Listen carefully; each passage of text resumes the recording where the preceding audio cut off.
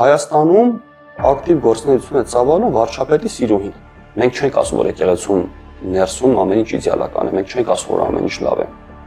Բայց այդ հարցերը պետք է կարգավորվեն եկեղեցու ներսում, մենք որպես հայ մարդ, որպես այս պետության քաղաքացիներ պետք է ամեն ինչ անենք, օգնենք, որպեսզի եկեղեցին այդ ուժային կառույցների ջիրաններից դուրս գա։ Կարող ես դու Հայաստանի Հանրապետության ներսում քայլելով կորել ու հայտնվել Ադրբեջանի տարածքում։ Ռազմական գործողությունները չեն դադարում, այսինքն այդ կառակոցներով ճնշում են գործադրում թե ֆիզիկական, թե հոգեբանական, քարոզչական դաշտում մեր դեմ պատերազմի իրականացվում, քաղաքական դաշտում մեր դեմ պատերազմի շարունակվում, ով կխոսի այս բանի խաղաղությունից, ստում է։ Ողջույն, պատմական շաբաթն է եթերում, մենք մարտական եղբայրություն միաբանությունում ենք եւ քաղաքական խմբի անդամ Մասիս Շիրոյանի հետ քննարկելու ենք շաբաթվա կարևորագույն իրադարձությունները։ Բարև ձեզ։ Այս շաբաթ եւս բուրըն քննարկվեց եւ դեռ քննարկվում է եկեղեցականների վարքի եւ պարկեշտության հարցը։ Թվում էր թե պիտի ամփոփենք արդեն, այդքան ինչ կա այս հարցը ծամելու, քննարկելու, ի վերջո այս ինֆո աղմուկը պիտի ավարտվի թե չէ, բայց հիշենք, որ ընդլայնված կոստյումը, Սերժի, այսպես ասած, սուպեր վարչապետության կոստյումը, որ Նիկոլ Փաշինյանը դարձրել է շատ ավելի ընդգրկուն, տակը ներառելով նաև ոստիկանությանը, որպես ներքին գործերի նախարարություն եւ արտակարգ իրավիճակների նախարարությունը, ըստ էության բոլոր ուժայիններին, նաև դատական համակարգը հիշմեք չէ հայտարարեց, ինչի կա այդպիսի դատավոր, որ ես մի բան ասեմ եւ ինքը չանի եւ ըստ էության որևէ դատավոր իրեն չասեց, այո, ես կամ, ըստ այդմ, այո, դատավորները եւս կարելի ասել իրեն ենթակա են եւ մնացել էր մեկ ազգային կառույց եկեղեցին եւ հարձակումը եկեղեցու ուղղությամբ շարունակվում է եւ թող չասեն որևէ մեկը թե սա եկեղեցու ուղղությամբ հարձակում չի, սա ընդհանրապես հարձակում է որոշակի անպարկեշտ հոգեվորականների ուղղությամբ, որովհետեւ տեսնում ենք ասվում է սրբազան եւ ոչ մի ուրիշ բան եւ փնտրվում է այն սրբազանը, ով ունի քեռի, որը ամուսնացած է հեգնական է հնչում, բայց կարելի ասել սրբապղծության մասին մեղադրանքի հիմքում մենք ունենք մեկ տվյալ եւ այդ տվյալը եկեղեցուն կից աշխատող ծառայող լինելն է։ Այս պարագայում չգիտեմ ինչպես է երևում ձեզ համար, բայց ես կարծում եմ, որ պետությունը ուզում է իր ձեռքը վերցնել նաեւ եկեղեցական վերնախավը, որպեսզի երբ որ Ադրբեջանի հետ որոշակի պայմանավորության գա, իրեն խոչընդոտող որևէ համակարգ չլինի։ Իսկ եկեղեցին ուժեղ համակարգ է։ Իրականում իրենք դրա նպատակն ունեն, այդ ցանկություններն ունեն, բայց ես նախորդ հաղորդումներում էլ նշել եմ, որ սա ոչ միտեղ չտանող խաղ է իրենց համար, որովհետև նախ եկեղեցին ինքը ավելի լայն հասկացողություն է, միայն մարտաճառը չէ, եկեղեցին այն եզակի համաշխարհային մասշտաբով այն եզակի կառույցներից է, ինչպես նախկինում օրինակ նշվում էր, որ Միացյալ Թագավորությունում չէ, արևը մայր չի մտնում, հայ առաքելական եկեղեցին նույնպես այդպեսին է, ցանցային կառույց է, որտեղ արևը մայր չի մտնում, այսինքն ինքը ավելի լայն է, քան ինչ որ օրինակ էջմասնում ինչ որ դերեր փոխել է, որովհետև եթե իրենց թվում է, որ դա մեկ անձով կառավարվող համակարգ է, իրենք չարաչար սխալվում են, իրենք իրենց հետ են համեմատում ու միայն կաթողիկոսի վրա ազդելով իրենք չեն կարող հասնել իրենց ուզածին։ Սա իրենց զգուշացում, որ այն խաղը, որ իրենք սկսել են, ոչ միտեղ չի տանել, այսինքն դուք կարող եք մեկ անձի կենտրոնալ մեկ անձի վրա փորձել թիրախավորել ամեն ձև, փորձել մանիպուլացնել, չգիտեմ ինչ անել, խնդիրներ առաջացնել, բայց արշավ սկսել հայ առաքելական եկեղեցու նկատմամբ, սա ի սկզբանե դատապարտված է անհաջողության։ Հիմա սրանց հաջորդ քայլերը, այսինքն այն ինչը, որ իրենք ցանկանում են իրականացնել, սա ուղիղ գործում է Ադրբեջանի հրահանգով, Ադրբեջանի պահանջներով են իրենք գործում։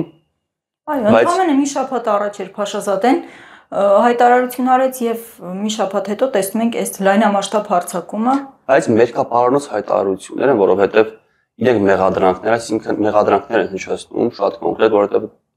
մանկապղծության մասին նույնպես հայտարարություններ եղան, օրինակ Աննա Հակոբյանի կողմից, չէ՞։ Անհասցե իդեպ։ Մանկապղծության, այսինքն իրենք հանցագործության մասին, մանկապղծության մասին հայտարարություն են անում, նշանակում իրենք ինչ-որ մի բան գիտեն ու թաքցնում են, այսինքն դրանով հանդերձ մաս են կազմում այդ հանցավորությանը։ Եթե չկա, ուրեմն զրպարտություն է ու դրա համար իրենք պետք է պատասխան տան։ Սա արդեն ոնց որ քերորեն պատժելի է։ Քերորեն պատժելի է, որովհետև նման հայտարարությունների տակ պետք է հիմքեր ունենաս ու հիմա մեր իրավապահ մարմինները օրինակ սրանով պետք է զբաղվեն։ Բայց անդրադառնանք նաև այլ հանգամանքների, որ իրենք անդադ շահարկում են, նա սկսենք օրինակ Աննա Հակոբյանը ով է այս պարագայում։ Իրենք ներկայացնում են, որ առաջին տիկին է, բայց առաջին տիկինը դա օրենքով պետք է լինի, նախագահի կինն է առաջին տիկին, եթե անի, բայց պետք է կինը լինի։ Գոնե ինչ-որ մի կերպ պետք է կինը լինի։ Լավ, համարենք, որ վարչապետի կինը առաջին տիկին է, բայց վարչապետը կին չունի։ Իրենք դրա մասին հայտարարեցին, որ ոչ եկեղեցով, ոչ օրենքով իրենք ամուսնացած չեն։ Հիմա իմ մոտ հարց է առաջանում։ Լիքը տեղեր հայտնվում է Աննա Հակոբյանը։ Իրենք սրբություններից, արժեհամակարգից ինչ-որ բաներից են խոսում, բանից պարզվում է ըստ իրենց տրամաբանության Հայաստանում ակտիվ գործունեություն է ծավալում վարչապետի սիրուհին։ Ու քանի այդպես սիրուհիներ կան, մեկ էլ չգիտենք դրա մասին, մեկ էլ կարող ենք լիքը բան կարծել, որ օրինակ պաշտոններ զբաղեցնողներ կան կանաչ շրջանում, դրանք ովքեր են, ինչի համար են, կասկածում ենք։ Սրա մասին ուղղակի sense իրենց լեզվով իրենց հակադարձենք, անդրադառնանք, բայց հետ գանք եկեղեցու թեմաներին, որ ինչ են փորձում անել, փորձում են վարկաբեկել սրբազան ասելով, չեն հստակեցնում ում նկատի ունեն, ու ամենակարևորը, որ իրենք միշտ ասում են, որ եկեղեցին չպետք է խառնվի քաղաքական process-ներին, եկեղեցին չի փորձում խառնվել, երբ որ օրինակ Բագրատը սրբազան փորձեց խառնվել, եկեղեցին չմասնակցեց, դա Բագրատի գործն էր, ինքը հակառակը սարեցրեց, թե կասեցրեց այդ թեմի առաջնորդի իր գործառույթները ու գնաց մասնակցեց քաղաքական process-ներին։ Հիմա մի կողմից պետությունը հորդորում է եկեղեցուն, որպեսզի չխառնվի քաղաքական process-ներին, մյուս կողմից ինքը խառնում է եկեղեցու process-ներին։ Սա իրենց ներքին հարցն է ու առհասարակ այդ կուսակրոն կլինեն, կուսակրոն չլինի, դա եկեղեցին է որոշելու։ Ու դա էլ ինչ որ մի փուլում որոշվել է, որ պետք է կուսակրոն լինեն, օրինակ ես համարում եմ, որ կարա եւ չլինեն, թող իրենք որոշում կայացնեն, կուսակրոն չլինեն, դա իրենց գործն է, բայց ես չեմ որոշողը, պետությունը չի որոշողը, վարչապետը չի որոշողը, դա եկեղեցու ներքին հարցն է։ Ու եկեղեցուն երկու բառով ներկայացնեմ տեսակետ, որ առհասարակ այսօրերին չի հնչել, ընդհանրապես պետությունը չի կարող որևէ կերպ այդ ոլորտը վերահսկել, որովհետև քրիստոնեության մեջ ընդունված է համարել, ուղիղ ասվել է, որ ոչ թե նա է անառակություն գործել, ով որ գործել է անառակություն, այլ նա ով ցանկասիրաբար նայել է հակառակ սեռի ներկայացուցիչի։ Այսինքն այդ մակարդակում ուղղակի անհնար է որևէ գործիքով ստուգել։ Հիմա այդ բարեվարկությունը պահվել է թե չէ։ Մյուս առումով, ինչպես Մասիսը նշեց, դա պետական գործառույթ չէ։ Որևէ մեկի գործը չի Հայաստանի Հանրապետության քաղաքացին, ով հոգևորական է դարձել։ Իր ընտրությամբ դարձել է այս համակարգի մաս։ Ինքը իր ինտիմ կյանքում ինչպես է դրսևորվում։ Ամ երկրորդ հարցն է առաջանում, լավ, այստեղ փորձեցին, ասենք, իրենց տարածքում են գտնվում, փորձեցին ամեն ձև ճնշում գործադրել, օրինակ թեմերի մակարդակով ոնց են այդ ամեն ինչ փորձելու կարգավորել։ Ենթադրենք Վրաստանում ինչ որ մեկը հոգևոր ծառայություն է մատուցում։ Ամերիկայում, Եվրոպայում, Ռուսաստանում իրենք ինչպես են փորձելու դրա վրա ազդել։ Այսինքն սա այլ տիպի ֆորմատ է։ Դեսպանատան միջոցով փորձելու են ասել Ֆրանսիայում հայ հոգևորականները ինչպես են իրենց պահում, դուք ասենք абսուրդի մակարդակը պատկերացնեք։ Եվ իհարկե կենտրոնանալով մանկապղծության թեմային, ես հիշում եմ, որ տարիներ առաջ աղանդներից շատ որոշակի մեկի, եթե պետք լինի արդեն նյութերը կգտնեմ եւ դա էլ այսպես կկցեմ մեր հարցազրույցներին, մասով նշվել էր, որ այս աղանդի շրջանակում մանկապղծությունը որպես այդպիսին կիրառվում է եւ տեսական, դավանական եւ գործնական մակարդակում։ Դա ընդհանրապես ուշադրության չարժանացավ, դա ընդհանրապես որևէ ձևով չդիտարկվեց։ Բացի դրանից, մենք անընդհատ խոսում ենք, մենք աստվածաբաններս անընդհատ խոսում ենք, որ պետք է կրոնական փորձագետի ինստիտուտ, որ իմանա խոշտանգումների ենթարկված մարդը ինքը կրոնական հիմքով է խոշտանգվել, թե չէ, անձնասպանների եւ այլն։ Այսինքն մենք մի հսկայական ինստիտուտ չենք կայացրել, այն ինստիտուտը, որը սովորաբար կայանում է եւ եվրոպական երկրներում եւ ամենուր, որովհետեւ հանցագործություններ լինում են տարբեր տեսակների եւ պետք է կրոնական փորձագետը դիտարկի։ Եվ հիմա պետությունը եկել եւ ասում է, ես պիտի գնամ հետաքննեմ, չգիտեմ, փորձեմ ինչ բարձի։ Սրա մասով նաեւ մարդական եղբայրություն միաբանությունը հայտարարություն տվեց,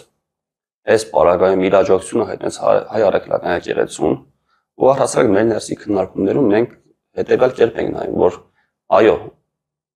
մենք չենք ասում, որ եկեղեցուն ներսում ամեն ինչ իդեալական է, մենք չենք ասում, որ ամեն ինչ լավ է, բայց այդ հարցերը պետք է կարգավորվեն եկեղեցու ներսում եւ համաձայնեցնելով հայ ժողովրդի հետ, այսինքն այդ եկեղեցու հետևորդները պետք է համաձայնեցնեն։ Այստեղ Նիկոլ Փաշինյանը, Փաշազադեն, Իլհամ Ալիևը կամ Աննա Հակոբյանը որևիցե գործառույթ չունեն։ Երբ որ սրանք կգնան, մենք հայերովս նստենք, կքննարկենք, իրար հասկանալով, իրար լսելով, իրար օգնելով, այս հարցերը այս կերպ պետք է լուծվեն, ոչ թե իրար վրա ցեղ շպրտելով, այլ փոխանցումով, կարգավորելով, այո, խնդիրներ կան, մեր եկեղեցում էլ խոսքի, մեր եկեղեցու հետ կապված էլ բազմաթիվ ճնշումներ կան նաև դրսի կառույցների կողմից, նաև դրսի ուժային կառույցների կողմից, մենք դա հասկանում ենք, մենք դա տեսնում ենք, բայց մենք որպես հայ մարդ, որպես այս պետության քաղաքացիներ պետք է ամեն ինչ անենք, օգնենք, որպեսզի եկեղեցին այդ ուժային կառույցների ճիրաններից դուրս գա։ Ինքը ծառայի հայ ազգին, Հայաստանի Հանրապետության պետք է օգնենք, բայց ոչ թե ցեղ շպրտելով, վարկաբեկելով, այլ հակառակը օգնություն ցույց տալով ու ցույց տալով, որ եկեղեցին կարող է հենվել Հայաստանի Հանրապետության վրա, ոչ թե այլ երկրների ուժային կառույցների վրա։ Առաջիկայում, երբ որ մենք ունենանք ավելի լավ Հայաստանը, որը որ ազատագրված կլինի նման իշխանություններից, սրանից հետո մենք հայերովս կնստենք, կքննարկենք, կհասկանանք ինչ ենք անում։ Ես երևի շատ եմ խոսում իրականում, բայց եկեք նշեմ, որ ես ուղղակի լրագրող չեմ։ Այստեղ ես գաղափարակից եմ եւ ինչպես Մասիսն է քաղաքական խմբի անդամ, այնպես էլ ես մեդիա խմբի անդամ եմ, ես մարտականի մի մասն եմ։ Դրա համար մի քիչ շատ եմ խոսում, քան սովորաբար լրագրողներն են խոսում, եւ այս առումով ուզում եմ ասեմ, աշխարհում հայտնի է փորձը, որ եթե ուզում ես կառույցը մաքրել եւ դու ունես շատ որոշակի օպերատիվ տվյալներ, այդ տվյալները տրվում են ներքին կարգով, ասվում է, այսինչ մարդու վրա կան այսպիսի կոմպրոմատներ, հանեք նրան կառույցից, որպեսզի կառույցը որպես այդպեսին չանվանարկվի։ Իսկ մենք հիմա տեսնում ենք ճիշտ հակառակը։ Եթե ինչ որ մեկի մասով այսպես վավերագրական պոռնոֆիլմ կա նկարած, դա կարելի է ներքին կարգով փոխանցել եւ պայմանավորվել, որ այդ մարդը որպես այդպեսին պիտի հեռացվի համակարգից եւ ոչ թե ամբողջ համակարգի վրա տարածել այս սրբապղծության, այսպես ասած, երևույթը։ Աշխարհի բոլոր կառույցներում, բոլոր կրոնական կառույցներում նման խնդիրներ առաջանում են ու դրանք լուծվում են իրենց ներսում, կամ եթե սկանդալ են դառնում, իրենք փորձում են հակառակը դրան գործողություններ կիրառել, որպեսզի չտարածվի։ Տարիներ առաջ երևի կհիշեք, չէ՞, որ կաթոլիկ եկեղեցում նման մեծ սկանդալ եղավ մանկապարտության հետ կապված, բայց վերջերս ռուս եկեղեցում եղավ Անդրեյ Կուրաևը բացահայտեց իրեն գրված տասնյակ նամակներ ուղարկելով պատրիարքին երկնագույն լոբիի հետ կապված եւ ենթարկվեց շատ մեծ հալածանքների, մինչեւ վերջ եկեղեցին ուզում էր պահել իր հոգեվորականությունը եւ սա էլ ուրիշ խնդիր է իհարկե, բայց համենայն դեպս մենք տեսնում ենք, որ կառույցը ներսում աշխատում է իր ամբողջականությունը պահելու վրա եւ ոչ թե փորձում է այսպիսի անհետ մեղադրանքներով քայքայել դարերի վարկանիշը։ Մեծ հաշվով օրինակ Փաշինյանի հիմնական խնդիրը եկեղեցին չի սպային։ Ինքը պետք է այլ հարցերով զբաղվեր, բայց հիմա զբաղվում է իօքուտ Ադրբեջանի հարցերով, այսինքն փոխանակ ինքը փորձի ինչ որ մի կերպ դիմադրություն ցույց տա Ադրբեջանի վարքագծին, ինքը հակառակը ջրաղացին ջուր է լցնում համատեղ ուժերով պայքարում են Հայաստանի Հանրապետության ու հայ ժողովրդի դեմ համատեղ ուժերով։ Իսկ թե ինչ հարցերի պիտի ուշադրություն դարձնի Փաշինյանը, կարծում եմ վստահ եմ, բոլորս շատ լավ հիշում ենք, որովհետև մեզ թույլ չեն տալիս մոռանալ դրանց մասին։ Սահմանային գրակոչները շարունակվում են, Սյունիքի մարզի, Գեղարքունիքի մարզի սահմանային գյուղերի ուղղությամբ շարունակում են անդադար կրակել, վնասել եւ գյուղի տները եւ անասուններին։ Մենք լուր ստացանք նաեւ, որ գերեվարվել են երկու պատանիներ, որոնք գնացել էին իրենց ձիուն բերելու։ Շատ քիչ հավանական է հնչում, թե նրանք մոլորվել են եւ անցել են սահմանը։ Կա նաեւ այսպիսի հիմնավոր կասկած, որ նրանց անցել եւ անցկացրել են, մեր սահմանն անցել եւ անցկացրել են իրենց սահմանը։ Համենայն դեպս սպասենք պաշտոնական տեղեկություններին եւ առավել մեծ անհամբերությամբ սպասենք, որ երիտասարդները դիվանագիտական ինչ-որ խողովակներով կվերադարձվեն երկիր։ Ես այստեղ կցանկանամ նաեւ նշել, որտեղ իրենք այսօր առավոտվանից փորձում են արդարացնել, ինչ որ հայտարարություններ չտարածել, որ նրանք չեն գերեվարվել, մոլորվել են, լավ, Մի պահ մտածենք, որ մոլորվել են։ Այդ ինչ սահմաններ եք դուք գծել Հայաստանի Հանրապետության համար։ Այդ ինչ եք արել, որ Հայաստանի Հանրապետության ներսում քայլելով կարող ես մոլորվել ու հայտնվել Ադրբեջանում ու կորել։ 7 տարեկան էլ չեն, մեծ տղաներ են, արդեն որ քիչ շատ գիտեն իրենց գյուղը։ Չափած մարդիկ են, 17 տարեկան կարծեմ, այո, ու իրենք ուղղակի կորել, լավ կորել են, ինչի հետ չեն գալի։ Գիշերով կորան, ցերեկով ինչի հետ չեն գալի։ Թող սրա պատասխանը իրենք տան ու այնպիսի սահմաններ են գծել ու ասում են, սա է իրական Հայաստանը։ Այս ձեր բերած աղետն է։ Դուք նույնիսկ այդ հարցերը չեք կարողանում կարգավորել։ Փոքրիկ եզոք գոտի անգամ չունենք, որ մարդիկ Հիշեք ինչ սահմաններով եք ընդունել դուք, երբ որ եկել եք իշխանության, ինչ ձևի սահմաններով էր այս երկիրը։ Ու հիմա ինչ։ Ու քաղաքացիներից կորողներ չկային։ Հիմա ինչի եք բերել հասցրել։ Որ հիմա կարող ես դու Հայաստանի Հանրապետության ներսում քայլելով կորել ու հայտնվել Ադրբեջանի տարածքում։ Սա ձեր ձեռբերումն է։ Սա ձեր մեղավորությունն է, դուք սրա համար պատասխան եք տալու։ Դուք մեկը մյուսի դեմ ցուցմունքներ եք տալու։ Դուք բացահայտել եք, ինքներդ եք բացահայտելու։ Հիմա երբ որ փրփուրը բերանների փորձում եք արդարացնել ու մեկը մյուսին պաշտպանել, վաղը մյուս օր դուք մեկը մյուսի նկատմամբ այս ճանաչելիության պետք է ցուցմունք տաք։ Ու ասեք, ով է ձեզ ստիպել, որ դուք սա քարոզեք, ով է ձեզ ստիպել, որ այս գործողությունները անեք։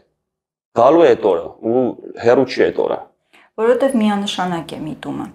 Մենք տեսնում ենք, որ կրակում են մեր սահմանների ուղղությամբ, բայց շատ որոշակի ճնշումներ չեն իրականացվում, որպեսզի բացահայտվեն այդ կրակողները, իսկ փոխարենը մեր բնակիչներից մեկը, որ օդամղիչ ատրճանակ է պահել, իր նկատմամբ քննչական կոմիտեն հարուցել է քրեական գործ։ Այսինքն մարդը, որ հուզական ինչ-որ վիճակում անվնաս Ես չեմ ցանկանում դրան հուզական ասել, միգուցե լավ կաներ, որ Մարտական զենքով կրակել, որովհետև երբ որ իր տան վրա կրակում են նորմալ պատասխանը, նորմալ մարդու պատասխանը, երբ որ թշնամին իր տան վրա կրակում, պետք է կրակի։ Հիմա ինչ են պատասխան տվողին ձերբակալում, իսկ այնտեղից կրակողի հետ կապված որևիցե գործողություն չեն անում։ Ուր է մեր զինված ուժերը, շտաբի պետը, ուր են մեր ուժային կառույցների ղեկավարները, ինչի չեն սրան պատասխանում։ Ու վերջում էլ պաշտպանողին են մեղավոր հանում, ձերբակալում կամ քրեական գործ հարուցում, հասկանում եք ուր եք հասել։ Երբ որ այս հարցերը մեր լրագրողները տվել էին շտաբի պետ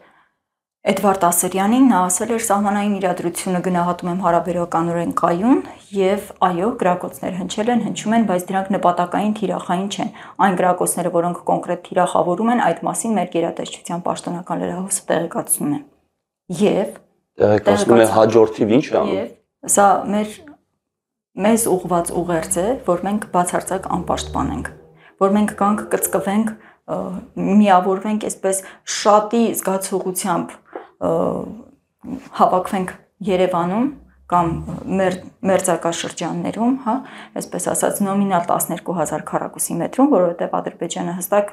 մեզ ցույց է տալիս, որ ի վերջո մեզ դա է թողնելու։ Բաթումի պայմանագրով այդ 10-12000-ն է մեզ թողնելու, իսկ մնացածի նկատմամբ ինքը ունի շատ որոշակի նկրտումներ։ Երբ որ մենք օրինակ մարտական եղբայրությունը հստակ ասում է, որ պատերազմը մեր դեմ շարունակվում է, տեսեք, հենց սրանով է շարունակվում։ Ռազմական գործողությունները չեն դադարում, այսինքն այդ կրակոցներով ճնշում են գործադրում թե ֆիզիկական, թե հոգեբանական, քարոզչական դաշտում մեր դեմ պատերազմի իրականացվում, քաղաքական դաշտում մեր դեմ պատերազմի շարունակվում, ու երբ որ մեզ անընդհատ համոզում է, որ խաղաղություն է սա կգա կամ մենք կանք կբերենք արժանապատիվ խաղաղություն, մարտական եղբայրությունը սրան պատասխանում ասում է դուք բոլորով ստում եք։ Ով կխոսի այս բանի խաղաղությունից, ստում է։ Ու սպասարկում է ադրբեջանական օրակարգը, որովհետև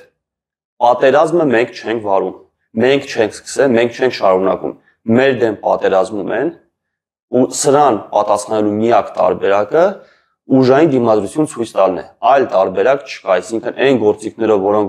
որոնցով իրենք մեր դեմ աշխատում են, նույն գործիքակազմով 10 անգամ ավել մենք պետք է իրենց դեմ աշխատենք, մենք պետք է իրենց խփենք, երբ որ մեր դեմ նման գործիքակազմ է կիրառվում, սրա նկատմամբ կանգնել ասել, որ մենք գնում ենք խաղաղության ու այս օրակարգից չենք շեղվի, սա դավաճանություն է։ Այսինքն Փաշինյանը մի ձև է տանում դավաճանություն, մյուսներ այլ կերպ փորձում են սա հիմնավորել, Փաշինյանի օրակարգն են իրենք սպասարկում, նույն գործն են անում։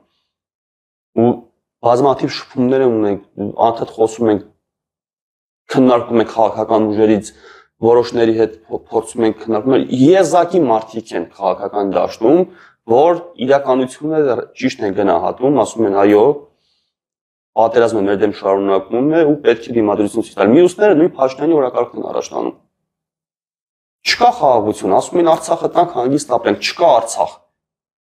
Չկա Արցախ։ Իդեպ Արցախի եւ խաղաղության մասին Փաշինյանը այս շաբաթ եւս իր հետաքրքիր թեզերը նոր ձևակերպման մատուցեց, ասելով, որ Արցախը տալուց հետո մենք ունենք շատ ավելի մեծ անկախություն։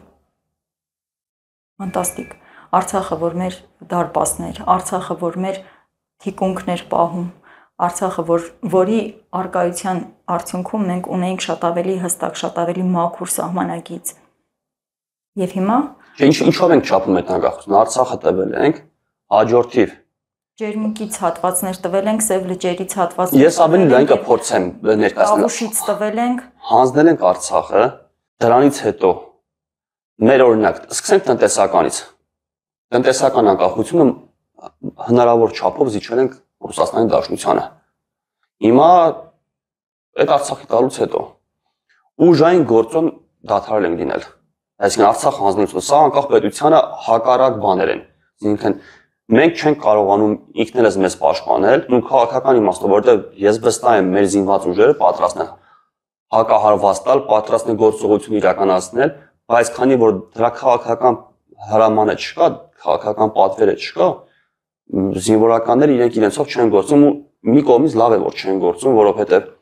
հնարավոր չի, չէ, ոնց էլ անենք, ինչ կստացվեր, եթե իրենք սկսեին այնպես պերմանենտ նման գործողություններ անել, ասենք ֆիդայականության շրջանը չի, էլի, լրիվ իրավիճակ է։ Սա անկախության զիջում է, չէ՞։ Այսինքն, երբ որ դու չես կարողանում պատասխանել թշնամուն, համաձայնվում ես այնտեղից եկած բոլոր չպատասխանել։ Չէ, համաձայնվում ես թշնամու կողմից եկող բոլոր պահանջներին, այսինքն այն ինչ պահանջներ քեզ ներկայացնում են, այո, ու դու իրականացնում ես բոլոր ոլորտներում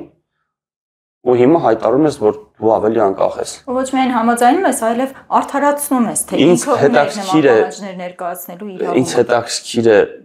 իր այս խոսույթը Հայաստանը ավելի անկախացելով ինքը ինչ է պատկերացնում, հա։ Սովետական Հայաստան է պատկերացնում, այսինքն գնում ենք դեպի սովետական միություն։ Դե հա, փաստորեն։ Թե, չգիտեմ, թուրքական Հայաստան է պատկերացնում։ Այսինքն ավելի քիչ անկախություն ունենալով ինքը ավելի անկախ է իրեն զգում։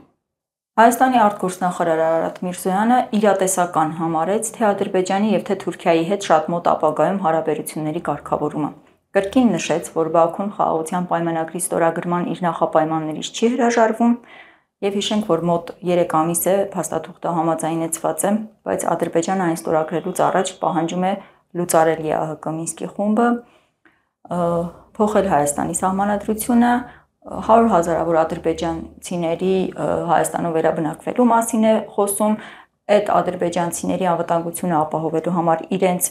ուժերը, անվտանգային ուժերը բերելու մասին է խոսում, Արցախյան պատերազմներին մասնակցած մեր հայրենակիցներին իրեն որպես սեպարատիստներ հանձնելու մասին է խոսում, այսինքն պահանջները անվերջ են եւ մենք տեսնում ենք, որ դիմադրության քաղաքական կամք բնավ չկա։ Արարատ Միրզոյանը ստում է։ Մեկ բառով ինքը ստում է։ Առհասարակ իր ասածները իրականությանը չեն համապատասխանում, ոչ մեկ չի փորձում ու չի ցանկանում ստորագրել խաղաղության պայմանագիր։ Չի լինելու այդ խաղաղության պայմանագիրը։ Ադրբեջանի ու Թուրքիայի պահանջները շարունակվելու են, նամանավանդ Ադրբեջանի պահանջները այս պարագայում, որովհետև մենք Թուրքիայի կողմից այս պահին ամենայն դեպս շատ հստակ պահանջներ չենք տեսել, բայց Ադրբեջանի կողմից պահանջները շատ հստակ են, որ այս գործողությունները պետք է անենք։ Ու սա դեռ ամբողջ փաթեթը չի։ Իրենք իրենց ներսում հայտարարում են, որ կա եւ ռազմատուգանքի հարց, որով որ իրենք հաշվել են 50 եւ ավելի միլիարդ դոլար։ Ու ասում են, որ չկարողանալու դեպքում դու կարող եք տարածքներով դա փակել։ Իրենք գնում են այս ճանապարհով։ Սա ինչ որ մի փուլում պետք է կանոնացնել։ Կանչենք դատական գործերը միջազգային ատյաններից, իսկ իրենք արել են պատերազմական շատ լուրջ հանցագործություններ, եւ եթե մենք մի անգամ հետ կանչեցինք այդ գործերը, հետո արդեն իրենք հետ չեն կանչում, իրենք նոր հայցեր են ուղարկում։ Իրենք նույնիսկ հասել են նրան, որ ասում են Ադրբեջանի առաջի հանրապետության կործանումը դա նույնպես հայերն են արել։ Հայ բոլշևիկներն են արել ու Հայաստանը դրա համար նույնպես պետք է պատասխան տա, որ Ադրբեջանը խորհրդայնացվել է։ Իրենք հենց սրա համար են հասել են նույնիսկ այդ փուլին, որ Հայաստանի մեղադրում են Ադրբեջանը խորհրդայնացնելու մեջ։ Հիմա հասել ենք այստեղ։ Դրա համար ենք ասում, որ ինչքան ուշ սկսենք սրանց դիմադրել, այս ամեն ինչին, այնքան ավելի հետևի կետից ենք սկսելու, այսինքն ավելի դժվար տեղից ենք սկսելու։ Ճիշտ այնպես ինչպես մեր զիջած բարձունքների պարագայում մեզ շատ ավելի դժվար է հերթական հարձակմանը դիմագրավելը։ Դրա համար ես կցանկանամ օրինակ մեզ լսողներին տեղյակ պահել, այսինքն ձեզ համար վերցրեք ուղենիշ, տեսեք ով ինչ է խոսում այս հիմնական հարցերի շուրջ, որովհետև անկախ ամեն ինչից քաղաքական դաշտը պետք է բաժանվի երկու մասի։ Մի կողմում ովքեր որ հանձնվելու օրակարգ են առաջ տանում, իրենց ասած լեզվով թարգմանաբար դա խաղաղությունն է, ով կսկսի խոսել խաղաղությունից, իրենք հանձնվողներ են։ Ու մյուս կողմից դիմադրողներ կան։ Լսեք, եթե ձեզ կասեն, որ մենք պատրաստ ենք դիմադրության, ու ես չեմ ասում դիմադրության ծովից ծով Հայաստան ստեղծելու մասին, որովհետև դա էլ է կեղծ։ Դա ձեզ մոլորեցնում են, այսինքն ռեալ դիմադրությունը փորձում են շեղել ծովից ծով Հայաստան խոսնալով։ Նման կերպով չէ, այս պայն հողի վրա այն ինչ ունենք, սրա շուրջ դիմադրություն կազմակերպելու մասին է խոսքը, ովքեր սրա շուրջ դիմադրություն կփորձեն կազմակերպել, ոչ կանեն դիմադրության, ոչ կանեն չհանձնվելու, այդ քաղաքական ուժերը փորձեք գործ անել, համախմբել դրանց գլխը։ Մեզ համար չկա այդ սահմանը, այսինքն որտեղ է սկսվում, որտեղ ավարտվում մեր հայրենիքը։ Քաջերի սահմանը իրենց թրիծայրն է։ Այո։ Եվ ընդհանրապես, եթե խոսում ենք խաղաղությունից, պիտի հիշենք, որ խաղաղությունը գալիս է ուժերի բալանսով։ Եթե մենք կարողանում ենք այդ բալանսը վերականգնել եւ ոչ թե ինչպես հիմա է արվում, քայքայել բանակը, հետ քաշել բոլոր նորմալ ուժերը, ծրագրերը, սպառազինության առումով անհասկանալի որոշումներ կայացնել, անպատկերացնելի, դրանք չհիմնավորել որևէ կերպ անցկացնելով ռազմական գաղտնիքի տակ, հասկանում եք հիմա այն բոլոր կետերում, երբ որ մենք հարցեր ունենք, մեզ ասվում է սա ռազմական գաղտնիք է, մի խոսեք այս մասին։ Երբ կոնկրետ խնդիր է դրվում, ասում ենք, այ այս պարագայում մեր բնակիչներին վնասում են, բանակը գործ ունի, թե չունի։ Ասում են, դե չէ, չունի։ Այսինքն եւ տեսական եւ գործնական մակարդակում մենք տեսնում ենք, որ այդ բալանսը ապահովելը չի նախատեսվում։ Ոչ թե այս պահին չկա, այլ չի նախատեսվում։ Աշխարհում սպառազինության հիմնական միջոցները, որ ամենաշատն են այս պահին կիրառվում, դրանք ԱԹՍ-ներն են։ Տարբեր տեսակի ԱԹՍ-ներ, այդ թվում եւ ջրային։ Մեզ ջրայինը պետք չի, մենք հիմնականում թռչողներով ենք աշխատում, գետնի վրա գլորվներով ենք աշխատելու։ Տեսանք, որ Ռուսաստանը մեկ օրում կորցրեց իր ստրատեգիական ավիացիայի գրեթե կեսը 40 ռմբակոծիչ։ Երկու կողմից ԱԹՍ-ներով հարվածները երբեք չեն դադարում։ Ամեն օր եւ Ուկրաինան Ռուսաստանին ու Ռուսաստանը Ուկրաինային Իսրայելա-Պաղեստինյան կոնֆլիկտում ամեն օր հարձակումները շարունակվում են, Բեյրութի վրա էլ հարձակվեցին, հիմնավորելով թե քաղաքի կենտրոնում իրենք ունեին տվյալներ, թե ԱԹՍ-ներ են պատրաստում, այսինքն բայց էլի հարվածները ԱԹՍ-ներով էին։ Այսինքն սրանք այն միջոցներն են, որոնք այս պահին ռազմական գործում համարվում են գերակա։ Ունենք մի վատ լուր, այո։ Թուրքիան իր պայքար ընկերության դուստր ձեռնարկությունը բացեց Ադրբեջանում։ Բացեց եւ բացման խոսքում հնչեց, որ դա ոչ թե փոխշահավետ գործարք է, այլ դա երկու երկրների եղբայրական եւ ռազմավարական ընդհանրության հիմքի ամրապնդումն է։ Միանգամից ընդունեցին 200 ավելի քան 200 ինժեներ եւ տեխնիկ եւ ասացին, որ կրթական իրենց ծրագրերի ամփոփումից հետո շարունակաբար ավելացնելու են աշխատողների քանակը։ Ես ներսից գիտեմ, մեզ մոտ 5 հոգանոց խումբը ինչ խնդիրների է առերեսվում, երբ լավ պրոտոտիպերի պարագայում փորձում է հասնել գրանցման։ Այնպիսի համակարգ է ստեղծված, որ 12 գլխանի հրեշին պիտի հաղթես, որ կարողանաս պետական սահմանված կարգով անցնել այդ ինչ ասեմ, աշխարհներով, դեպի աշխարհներով։ Մեզ մոտ իրականում պետությունը այս գործառույթները կարելի ասել գրեթե չի անում, իմիտացիա է անում, որոշակի արտաքին պարտադրանքների ազդեցության տակ որոշակի գործ է արվում, բայց դրան հակակշիռ ունենք բարձր գիտակցությամբ քաղաքացիներ։ Շատ դեպքեր մի որ մեզ ասում են մեր քաղաքացիները լավը չեն, այս ինչ վատ ժողովուրդ։ Հրաշալի խմբեր ունեն։ Հակառակը, մենք ինքնակազմակերպվելով բազմաթիվ գործ են անում այս երկրում այդ տեխնոկրատ մարդիկ, այսինքն են ովքեր որ տիրապետում են որոշակի հմտություններ, ունեն որոշակի ֆինանսներ, իրենք քաղաքացիական այդ անօթաչումները ստեղծում են, որոնք որ շատ արագ կարող են տրանսֆորմացվել, դառնալ ռազմական, հիմնականում լավ գործեր են անում ու միգուցե նաև էս է որ մենք մինչև հիմա գոյություն ունենք։ Շատ կարևոր միջոցառում էր մրցույթի կարգավիճակում, տասնյակ խմբեր հավաքվել էին, առաջարկում էին AI-ով լուծումներ, ծրագրային լուծումներ, հրաշալի նախագծեր կային եւ իրոք, երբ մարդ շփվում է այդպիսի ինժեներական մտքի հետ, հասկանում է, որ մեր երկիրը ծաղկելու է։ Ուղղակի ճիշտ կազմակերպող, ճիշտ քաղաքական ռելսերի վրա դնող է պետք։ Դրա համար պետք է համատեղ անենք այդ ամեն ինչը։ Ու մենք բաց ենք բոլոր նրանց համար, ովքեր որ հույսները իրենց վրա են դնում, ովքեր որ տերեր չեն փնտրում, ովքեր որ պատրաստ են իրենց բաժին բեռը տանել, որովհետեւ վաղվա Հայաստանը լինի ավելի լավը, ավելի հզոր, խեղճացած չլինի։ Այսինքն երբ որ մենք ասենք դրսում մենք Հայաստանից ենք գլուխներս բարձր քայլենք, երբ որ գնանք միտեղ Հայաստան ներկայացնելու չվախենանք որ կարող է կողքում հայտնվեն ադրբեջանցիներ կամ թուրքեր կամ ռուսներ, չգիտեմ, այսինքն իրենք պետք է ավելի անհարմար դիրքերում լինեն, իսկ սրա համար պետք է դիմադրություն։ Այն մարդիկ, ովքեր որ այս արժեքների դավանողն են, մենք այս մարդկանց հետ բաց ենք քննարկման համար, բաց ենք համատեղ գործունեության համար, իսկ այն մյուսները, ովքեր որ հակառակն են պնդում, ովքեր որ խաղաղություն ասելով Հայաստանի կործանումն են գուժում, այս մարդկանց հետ մենք առհասարակ գործ չունենք։ Ու հա, մենք ոչ թե համընդհանուր հայության միավորման մասին ենք խոսում, այլ Հայաստանում պետք է լինի հստակ երկու ճամբար, հանձնվողների ու չհանձնվողների, պայքարողների, չպայքարողների։ Մենք ենք որոշելու որն է մեր համար լավը, որը վատը։ Մենք մեր սեփական լավի վատի սահմանում ունենք։ Ի տարբերություն այսօրվա կուրսի, որոնք որ լավը համարում ենք կուշտ փորն ու չգիտեմ թուրքերին հանձնվելը, մենք սրան հակառակ ասում ենք պետք եղավ մի 10 տարի ցամաքած կուտենք, բայց արժանապատիվ կապրենք։ Ու այս ուղղությամբ մտածող մարդիկ դրանք գաղափարական մեր ընկերներն են, մեր եղբայրներն ու քույրերն են։ Իդեպ ոսկեդարի, դուք հիշում եք իրական ոսկեդարը երբ է եղել։ Փաշինյանն ասաց իրական ոսկեդարը այդ ժամանակ չի եղել, հիմա է։ Այս մարդիկ իրենք իրենցով են չափում, այսինքն կյանքում չեն ասել, որ կարող են հայտնվել ինչ-որ մի դիրքում, ինչ-որ մի հարց կարող են կարգավորել, իրենցից ինչ-որ մի բան կարող է կախված լինել։